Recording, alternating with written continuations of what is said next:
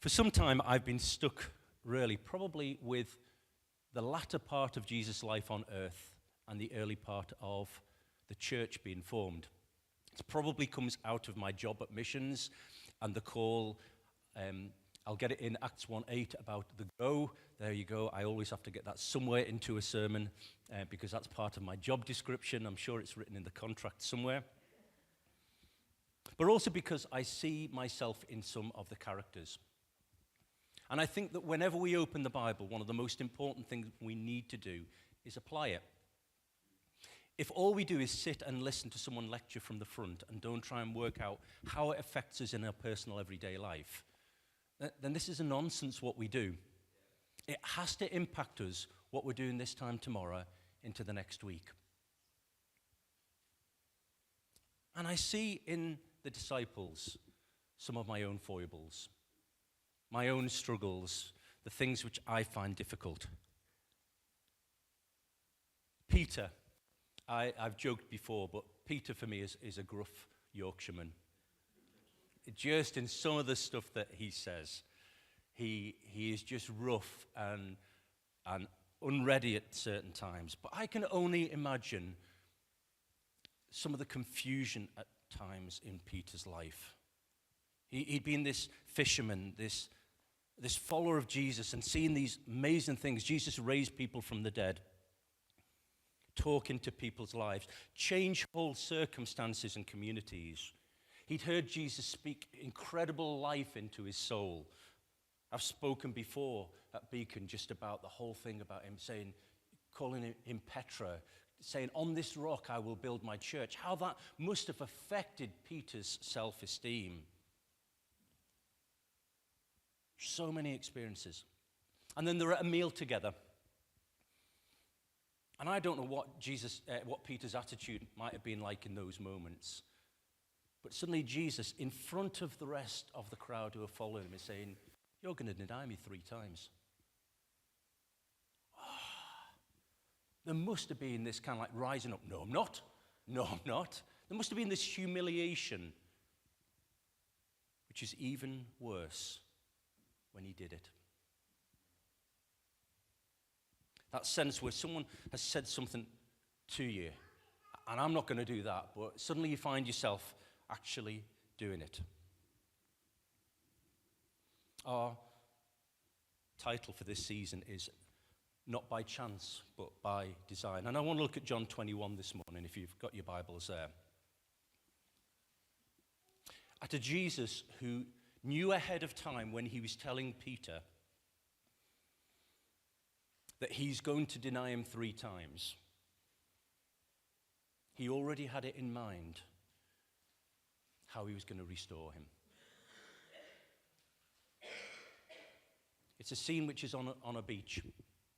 And I don't think that Jesus just happened to be there on the beach by accident at the point in time that the fishermen are fishing.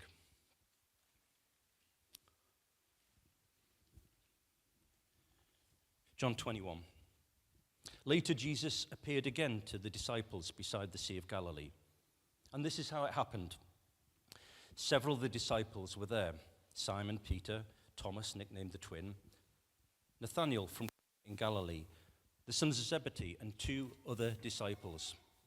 Simon Peter said, I'm going fishing. We'll come too, they all said. So they went out in the boat, but caught nothing all night. At dawn, Jesus was standing on the beach, but the disciples couldn't see who he was. He called out, fellows, I think it might say a different word up there, but I think the word there is little children. Have you caught any fish? No, they replied. Then he said, throw out your net on the right-hand side of the boat, and you'll get some. This is a carpenter talking to fishermen, by the way. So they did. And they couldn't haul in the net because there were so many fish in it. Then the disciple Jesus loved said to Peter, it's the Lord. And when Simon Peter heard that it was the Lord, he put on his tunic, for he'd stripped for work, jumped into the water and headed to shore. The others stayed with the boat and pulled the loaded net to the shore, for they were about 100 yards from the shore. And when they got there, they found breakfast waiting for them, fish cooking over a charcoal fire and some bread. "Bring some of the fish you've just caught," Jesus said. So Simon Peter went aboard and dragged the net to shore. There were 153 large fish, and yet the net hadn't torn. "Now come and have some breakfast," Jesus said. None of the disciples dared ask him, "Who are you?" They knew it was the Lord. Then Jesus served them the bread and the fish. This was the third time that Jesus had appeared to the disciples since he had been raised from the dead. This isn't just a story about fishing. I see this as a raw story about doubt, confusion, grace, faith, and restoration. I wonder if any of you can relate to that, because in my walk, I can relate to that type of walk. As I said, Peter's a favourite of mine. If you put up the next slide.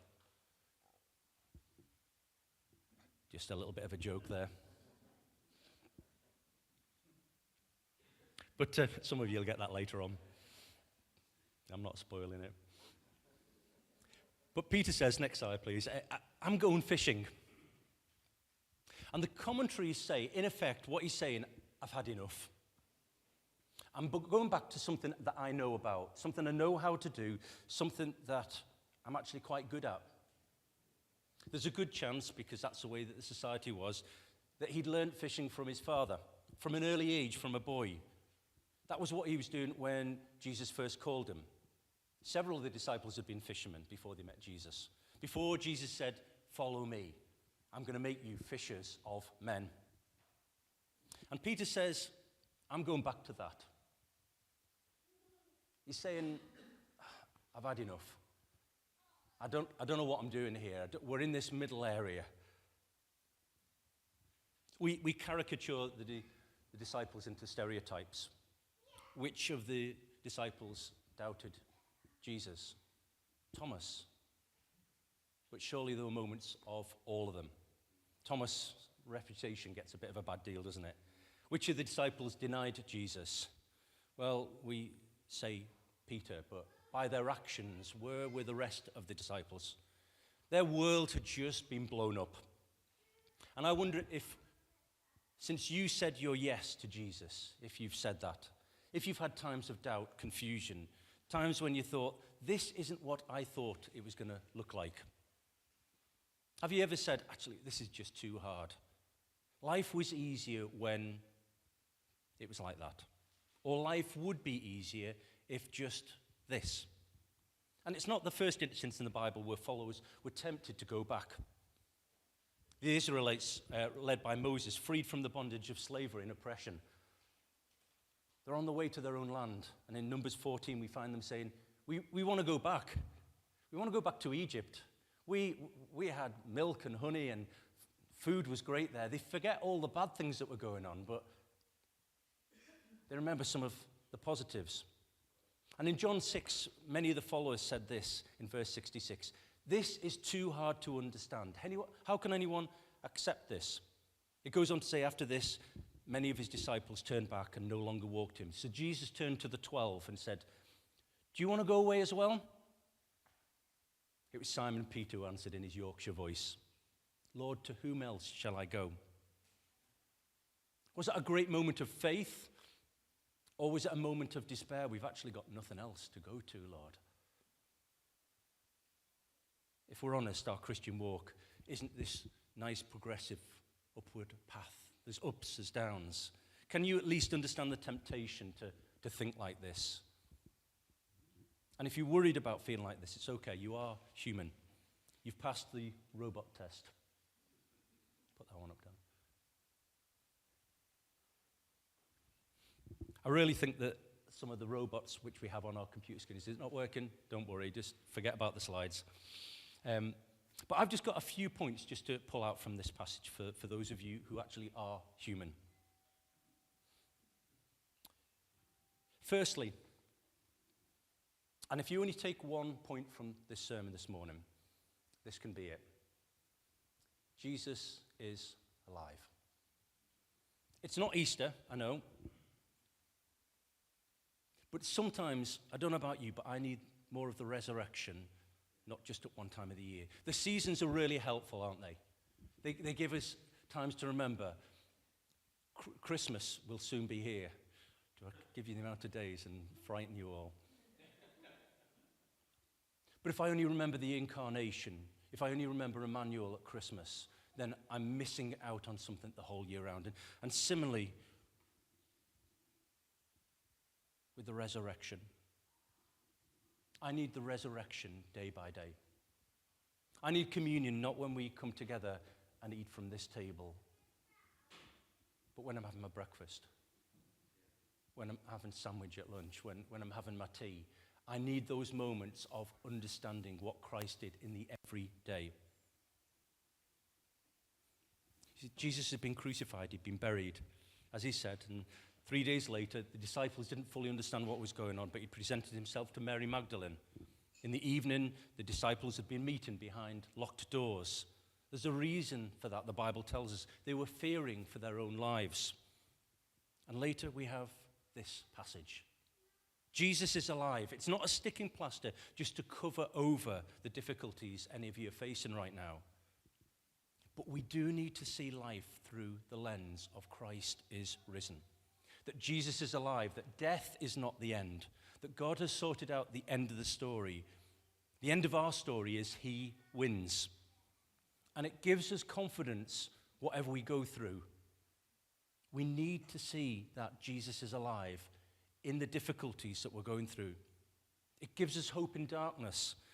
When I was in full-time pastoral ministry, one of the bleakest times in people's lives is when they couldn't see any hope. When they couldn't see an end to a situation. When they'd been to the doctor and the doctor had said, there's no more that we can do for you. When the job had come to an end and they couldn't see another job coming. But as soon as they could get a glimpse of something better, and the better that we have in every circumstance is Jesus is alive, this is not the end of our story. 1 Corinthians 15 says, and if Christ has been raised, then if Christ has not been raised, then our preaching is vain, and your faith is vain.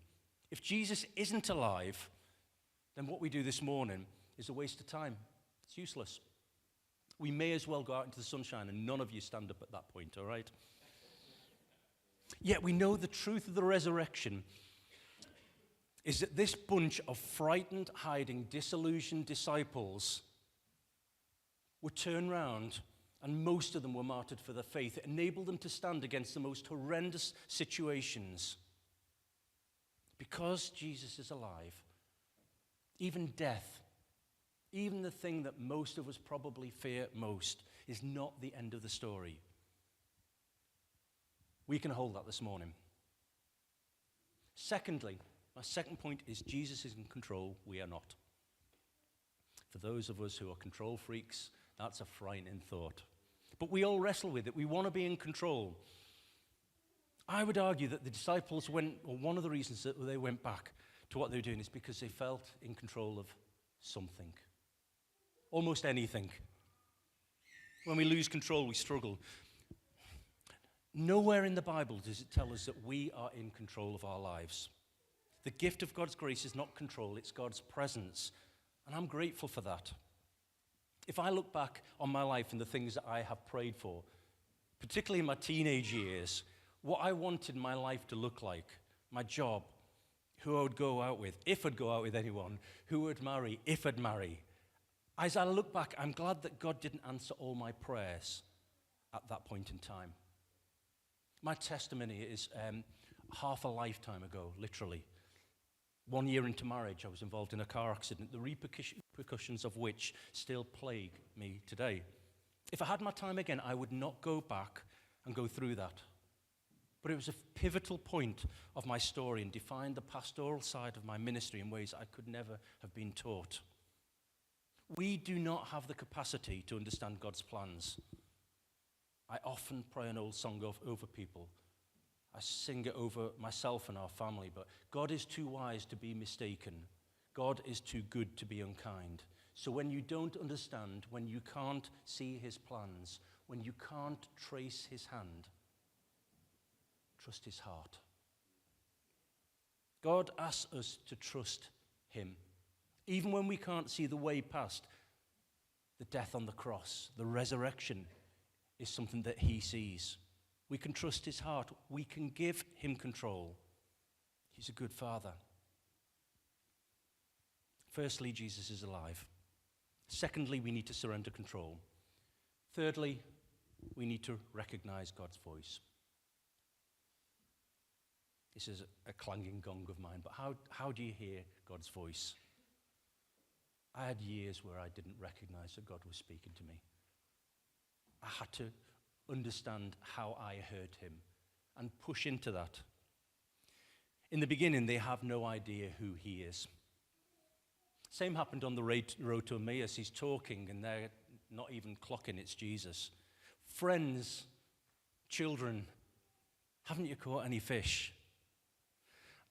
I'm not a fisherman and I've never gone fishing, but I probably think this is the worst question you can ask a fisherman who's not caught any fish. When God asks a question in the Bible, when Jesus asks questions in the gospel, it's never because he doesn't know the answer. It's because he's looking for a response.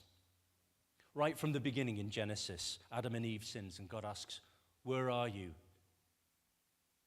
It wasn't because it was a cosmic game of hide and seek and God didn't know where they were. He knew where they were, but he needed a response from them to say where they were, to say that they'd sinned, that they'd done wrong, that they'd eaten the fruit. He was looking for a penitent response, a confession. The woman bleeding, 12 years of desperation and pain, she touches Jesus and Jesus says, "Who touched me?" He knew. But he needed a response from her.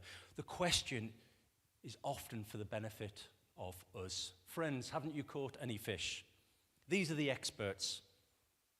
They've fished here thousands of times. They know the best places, the best times, the best methods. In my work, I often bring my skills to my work.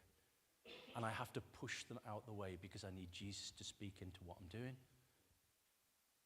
I can continue for days just doing what I know how to do. I'm struggling and going, "Oh, come on." Anyone else? Is it just me giving my confession from the front here? And I sometimes just have to pause. God, what do you want to say into this? We are not the experts. We need to remember, apart from Jesus, in the long run, we can do nothing. They hear and recognize Jesus' voice. As I said, how do you hear from God? If he spoke to you now in this service, would you recognize it? If he spoke to you while you're going home, for years, literally years, I just didn't recognize it as him. I thought it was my own thoughts. When I was reading the Bible and something would rise up off the page.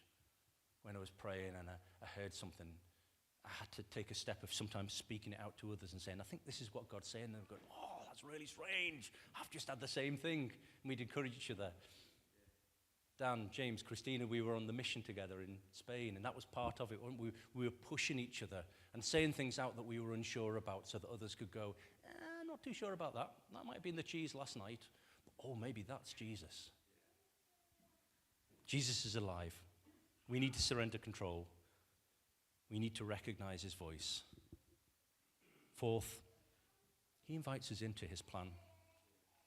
It says, when they got out on the land, they saw a charcoal fire in place with fish laid out on it and bread. Jesus already had fish. He didn't need Peter's fish. But this is what he does. He invites us in. He invites us to bring our part.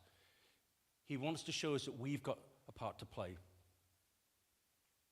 A band which were around, I think it was in the late 90s, early 2000s, Sixpence None the Richer. Their name came from a phrase used by C.S. Lewis in Mere Christianity, discussing how When a child comes up to their parent and asks for some money, and you give them the money and they go and buy you a present, when the child comes back, you would be a fool for thinking that actually you're any better off for that present because you've given them the money. There's no monetary benefit because you've actually given them the money for them to buy you the present. Yet we know that there's more than just a transaction that takes place. That child wanted to get you something out of even your resources. Touches you as a parent. God is inviting us in to play our part. It's his plan. It's his mission. And yet he's wanting to co-mission. He's wanting to be a joint with us. And my last point is this. Simply this.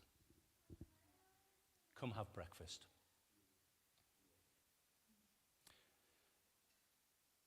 What would have happened if Jesus had behaved as maybe we would have?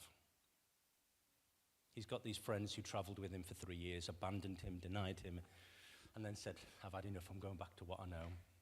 What if Jesus behaved like our heart sometimes behaves? What if he said what we say to others? Peter, you're a failure. Peter, you're so unreliable. Peter, rock? Cornerstone? I don't think so. What if he folded his arms and gave it the silent treatment? Used one-word questions. Seriously? Again? Really? See, when we talk about grace, I think this is a good verse to talk about. When we think about grace, this is a great verse to meditate on. Come sit down and have breakfast. I don't care what you've been through. I don't care how many times you've let me down. I don't care how many times your actions have screamed that you're done. You need to hear this morning that if you have breath, you have a purpose.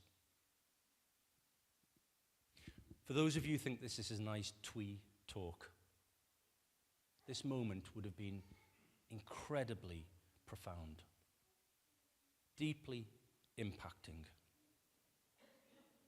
In the face of failure, which was foretold and he fell into, in the face of running away, an invitation to come and sit down and eat with Jesus. The doubt, the confusion, the struggling, the apathy, the I'm going back is replaced with grace, faith, and resurrection and restoration.